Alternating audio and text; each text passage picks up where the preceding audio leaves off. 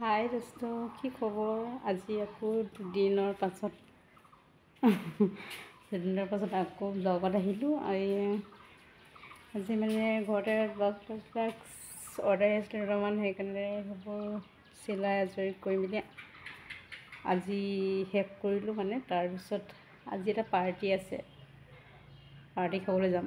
মামা এজনে মানে চবকে এনেই খাবি বুলি 500 টকা এটা দিছিলে। মানে সেইটোকে চবে মিলি কিনে আমাৰ ওচৰ চুবুৰীয়া বোৱাৰীসকলে মিলি কিনে পাৰ্টি খাব। মানে আজি তাতে যাম, আজি পাৰ্টি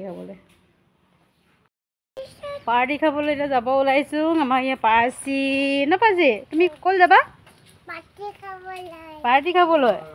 অঁ, পাৰ্টিত কি মাৰিছে বাৰু? কি মাংস খাব? ব্ৰইলাৰ মাংস। পৰিবা চাবি, এইফালে লাহে লাহেকৈ যোৱা, এইফালে পাৰ্টি খাবলৈ বুলি ওলাইছোঁ। মানে ফোন কৰি পঠিয়াইছে আৰু সোনকালে খাবলৈ হ'ল বুলি। এয়া গিলাচ লৈ গৈছোঁ, মানে ইয়াত ব'লা গিলাচ লৈ যাব দিছে খাবলৈ কাৰণে, পানী খাবলৈ। পাৰ্টিটো মানে এই লগৰ এজনী ঘৰতে, আমাৰ ঘৰৰ পৰা 2টা ঘৰমান পাৰফালে পাই যায়, তাতে খাইছে। মানে এনেই থুলমূলকৈ খাইছে, ইমান ডাঙৰ পাৰ্টি নহয় আৰু।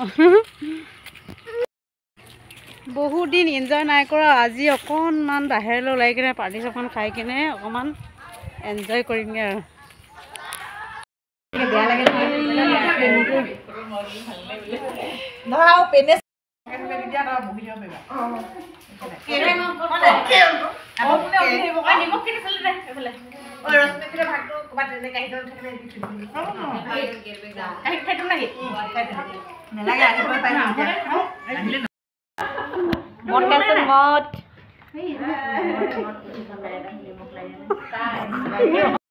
ঘৰত আহি পালোঁ। বাবা, পুনৰ কাইলৈ লগ পাম দেই।